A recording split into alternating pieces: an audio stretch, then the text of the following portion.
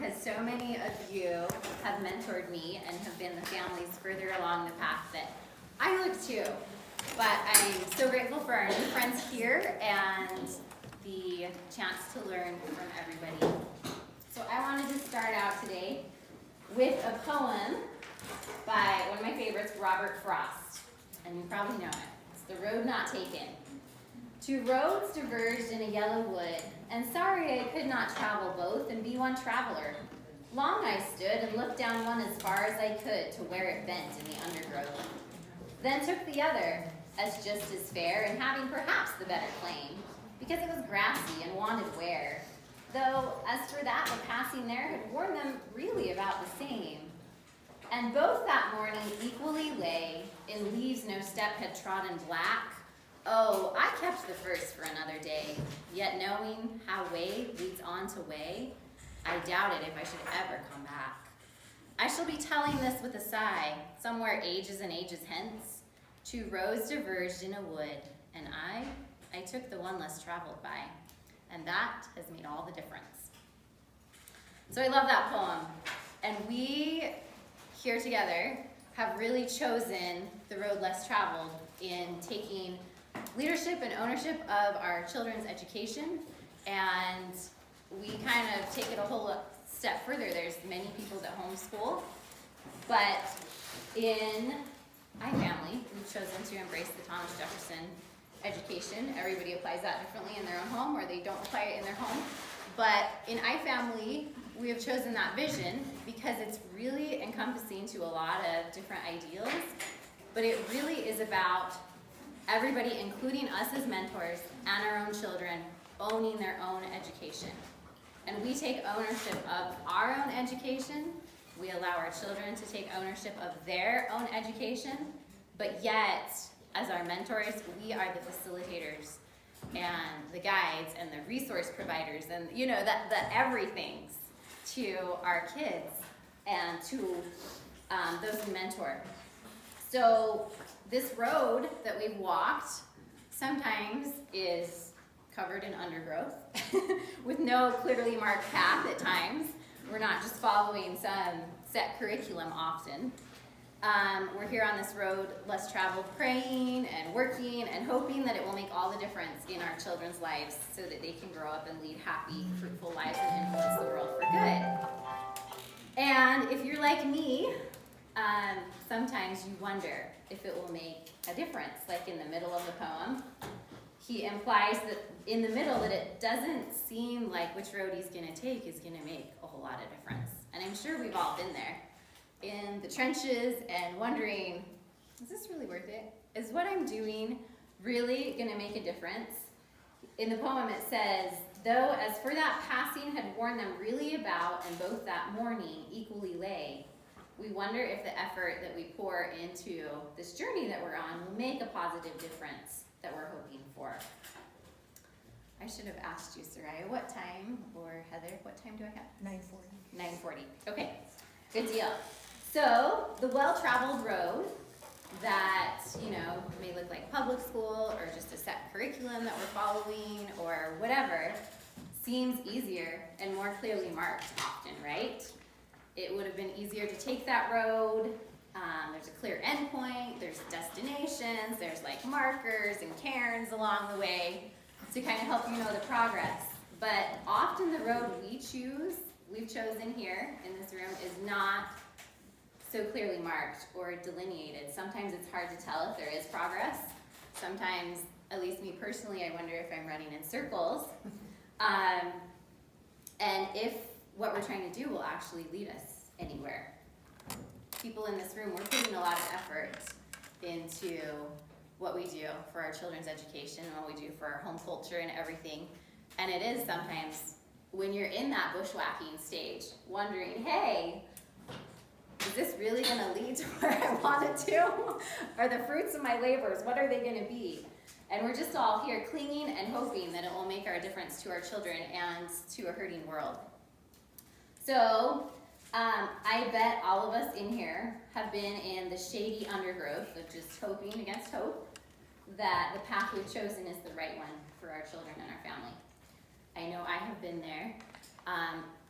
And I'd also bet that at least at some point outside of that shady undergrowth where we're bushwhacking through, we all know now, or at least knew at one point, deep in our souls, in our bones, in our heart of hearts, that this road that less traveled by that we have chosen, even if it doesn't look like it's making all the difference, and even if we can't see the end point, really is the one that's right for our families and kids.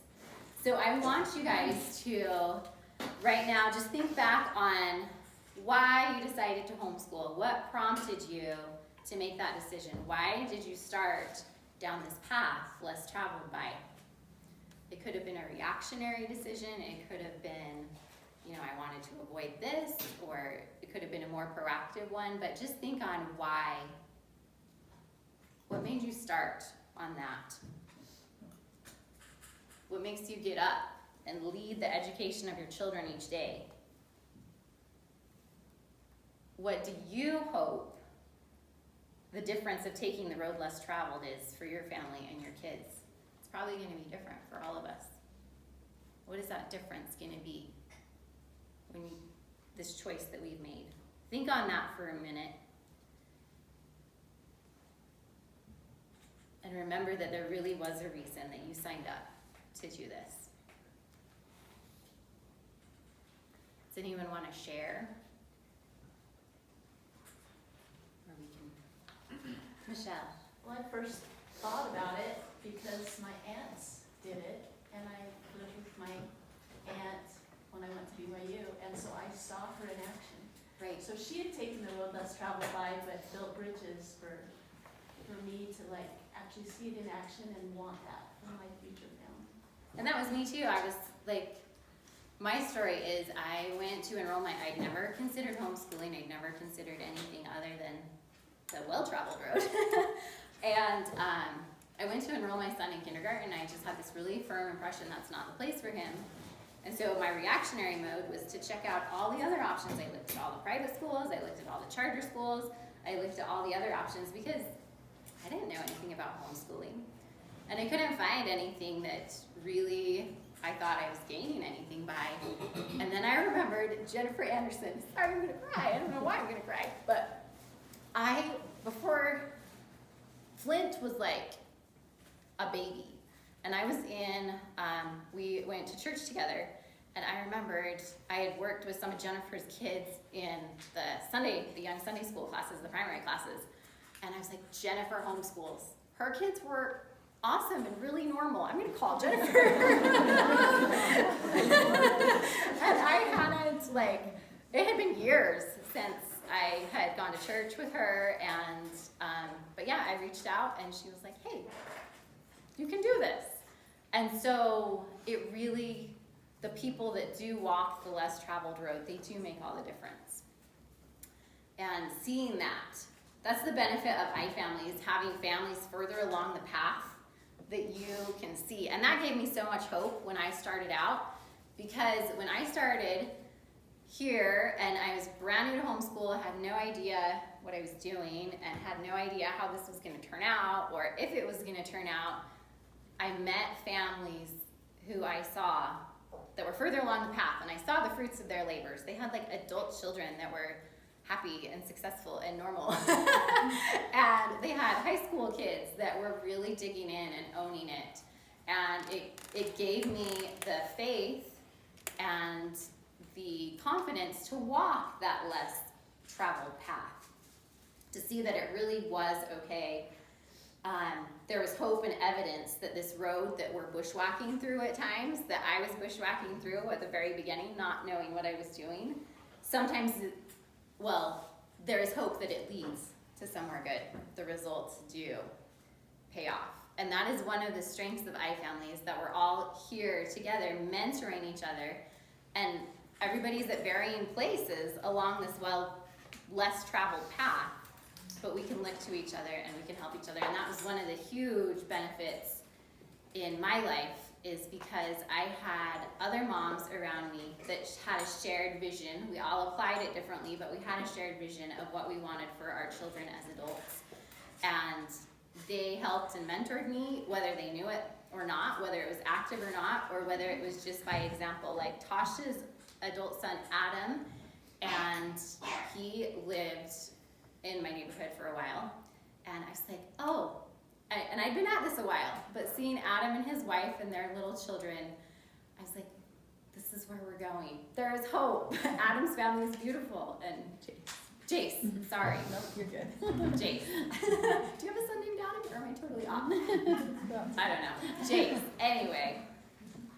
But, Sarah, can I? yes. We kind of had a reactionary introduction into homeschooling, just not pleased with how things were going with some of our kids in public school.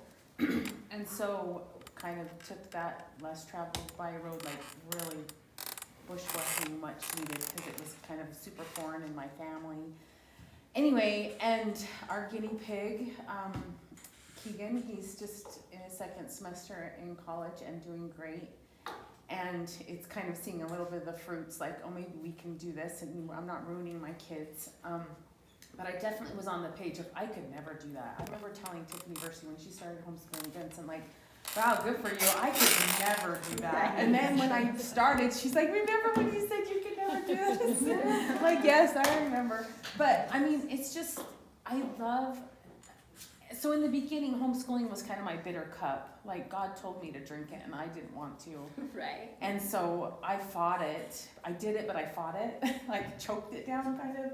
And it's become sweet over the 6 years that we've been doing it. And it was interesting. We didn't get to go to swim camp for the full duration like we had in years past. We just went up for a couple of days. And each night, the 2 nights that we traveled back, I'd listen to my girls talk about the day that they had at swim camp. And they've been taking a couple of classes in public school just in the morning, just like electives and stuff. And so they have 2 sets of friends. They have their public school friends that they spend 2 hours with in the mornings, and then their iFamily friends that they spend with on Wednesdays. And as I listen to them talk, they just like, oh, I just love my iFamily friends. It's like my homeschool friends are so much easier to just be with and hang around. And like we played, Cambria was talking about some Just Dance kids that they were doing at the Sorensen Powwow Party Palace over at dance. And she said how much fun they had. And she's like, I could never do that with my public school friends. Everybody would be worried about looking like a dork or worried about what people would think. And so that was a moment that I had where my cup was sweet and I just drank it. I was just drinking it up and thinking just the personalities, the characters that my kids are growing into and developing and becoming, that's what I want in my children. I want them to be confident. I want them to think of others. I want them to know how to learn. Just all the things that homeschooling has led us to. It's just been a real blessing, but it's definitely been a difficult road to travel. Yeah. Not always easy. Right. It is the road less traveled, which comes with its challenges, but also its blessings. Along those same lines, I was talking to Karami, who I count as one of my mentors, and she made a comment.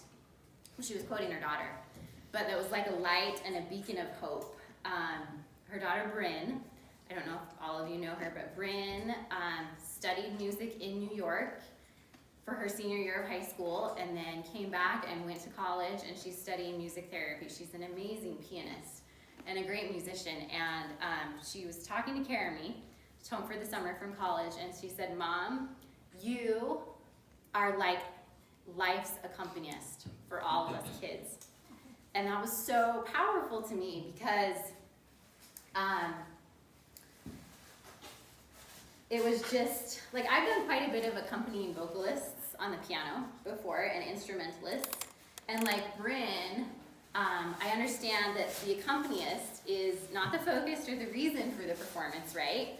But without them, it really falls flat. The accompanists provide the key and the rhythm and the tone and the backdrop for the performance, and they often also bring in like the lead-in notes.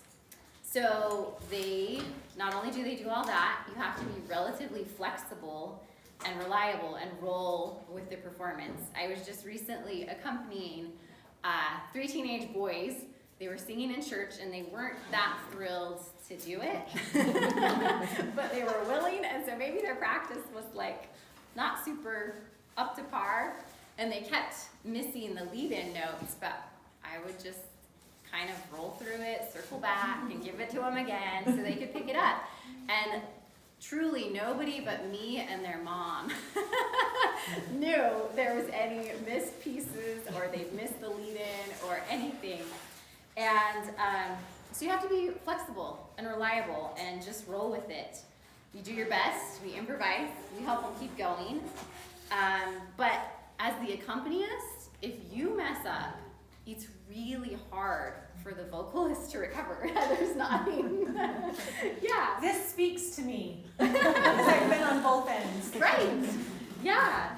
So if the accompanist messes up, it really affects the performance. If the accompanist is really keyed into the performer and supporting and matching the energy of the performer and really kind of reading where they're at, whether they're confident in singing, whether they missed it, whether they're just really raising the energy, it can take the whole performance to a whole new level. Like, even think about like singing a cappella. It's really hard to sing anything beyond nursery rhymes a cappella. Like, even a cappella groups, they have other vocalists that are acting as accompanists, setting that beat and that tone and that rhythm. And so when Bryn said, "Mom, you are like our life accompanist," I was like, wow, that is so powerful. Yeah, Rosie. I am not a very good pianist. I've only taken like one lesson in my entire life, but there have been places that I've been asked to accompany. And I just wanted to add, what you said is pretty powerful. If the accompanist messes up, then it's really hard for the vocalist to recover. Some of us are gonna mess up though, and that can feel like really tight. And heavy. Feels a little heavy that if I mess up as the accompanist, the vocalist isn't going to be able to recover. I just think to remember that the Savior, because of the Savior, and we really can do all things through Him. And when we mess up, because we only got a year of piano lessons in our entire life, and now we're thrown into a little tiny congregation where there's no person that plays the piano, and just one-handed sounds better than nothing. Right. It's gonna be totally okay. Our one-handed, total mess-up accompaniment, the Savior will be able to help Make the up the vocalist. difference. His grace. His grace will be able to help the vocalist pick it up, and they will be able to recover. They will be able to recover even if we, as the pianist, totally botch the whole thing. Right. It's gonna be fun. Yes. Thank you for bringing that. I was gonna bring around in the end, like how heavy it is, but we'll go there. Well, let's see. Yeah, so we really do, even with our mess ups, because like Rosie pointed out, none of us are perfect, but because of the Savior's grace, and if you're like me, you really believe that God called you to this work, His grace does make up the difference. I'm going to circle back around to how heavy it is and how we can deal with that in just a second. But I want to emphasize right now that we as mentors, we really do have the ability to set the rhythm, the tone, and the key and lead-in notes. It is up to our kids to own their own education. And I've heard amazing vocal and instrumental performances when the accompanist has messed up. Like, it's fine. It's totally fine. It is up to our kids and those that we mentor to own their education, but as the accompanist, I want us to realize how much power we have and to own that. And I'm going to show a clip to show you guys this. I want you to listen and watch the pianist. He's in a bluish gray shirt. He's not even in the frame a lot of the time. He's sitting in front of a drummer that is in a red shirt, but he's not even in the frame. But I want you, rather than watching the vocalist, watch the accompanist on the piano, the bluish gray shirt guy. Sometimes you're not even going to be able to hear him because the vocals are so strong, but just watch him. It's really, I hope this is as impactful as it was to me. Thank you, Heather.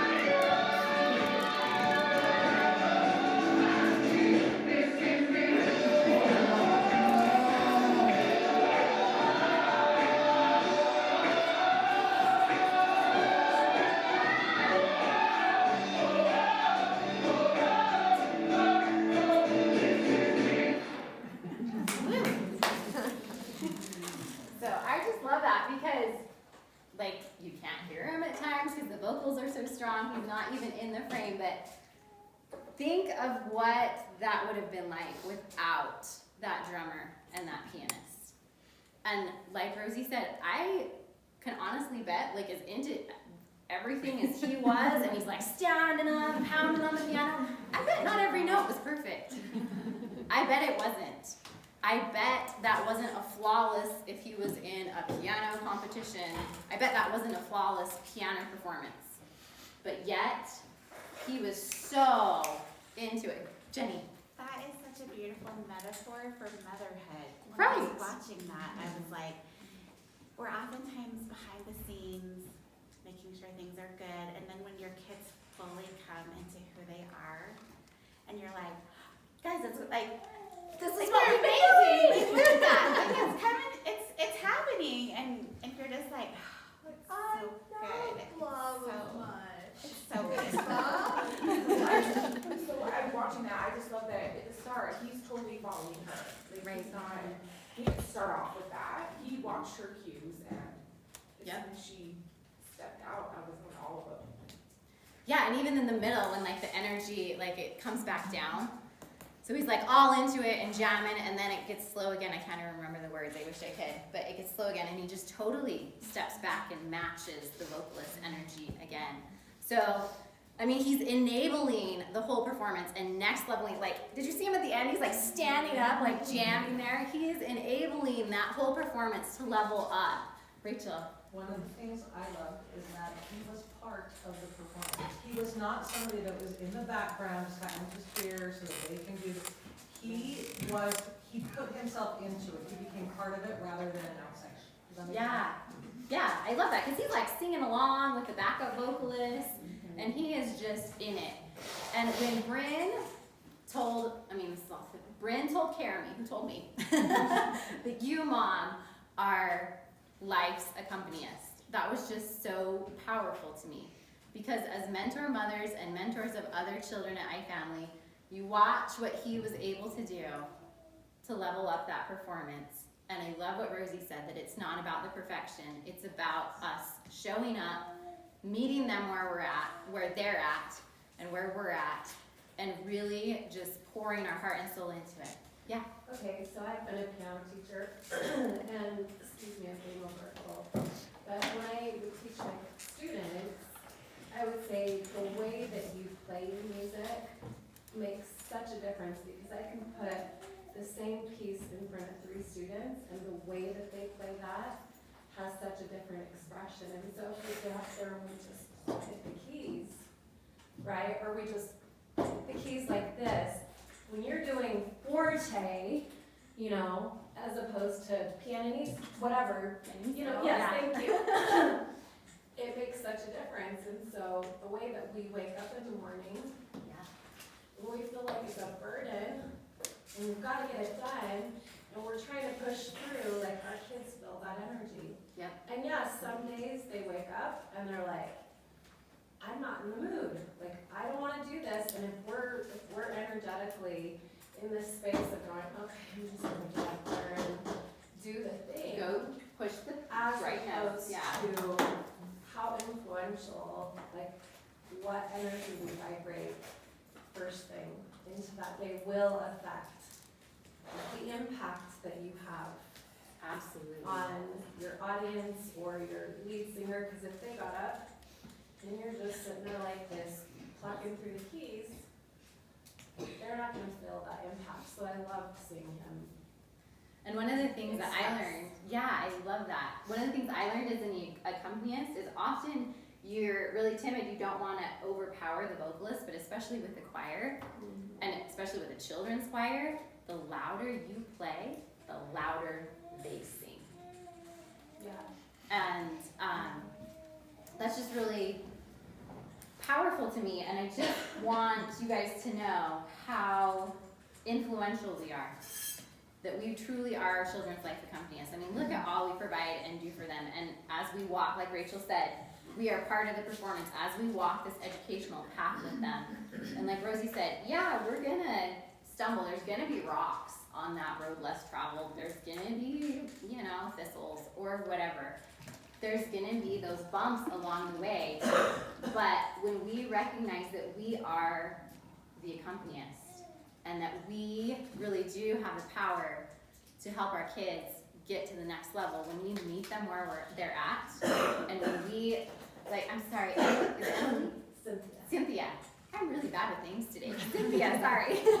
Like Cynthia said, when we bring that energy, that is what makes the difference. They actually call it being in the pocket in music. And when an accompanist is so dialed in and helping level up that performance, when we deliberately plan, pray, and ponder and follow the inspiration on what to do to help our kids gain a great education, we're in the pocket.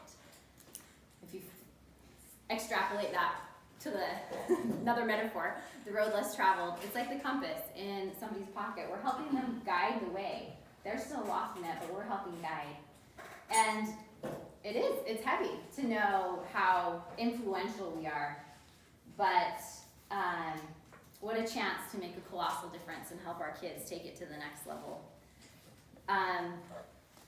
You look at anyone who's made a real difference, and you can bet it felt heavy and was hard at times. I personally believe that with great responsibility also comes great capacity and great blessings. God called us to this work. We were talking even before this that God leads iFamily. He's called us as mentors to this work. He does. He makes up the difference. He will cover the bumps on this road less traveled. And we don't have to do this alone. That's the power of iFamily. And I don't have time, but I want you guys also to think of the well-worn road versus the less traveled path. Where are there more wildflowers and waterfalls and all the beautiful things? The less traveled path, right? And I want you guys to think about some of those figurative flowers and waterfalls that you've seen along your path on the less traveled road, because that gets us through the bumps. And remember, you are your kids' life accompaniment. I just love that. That's all I have.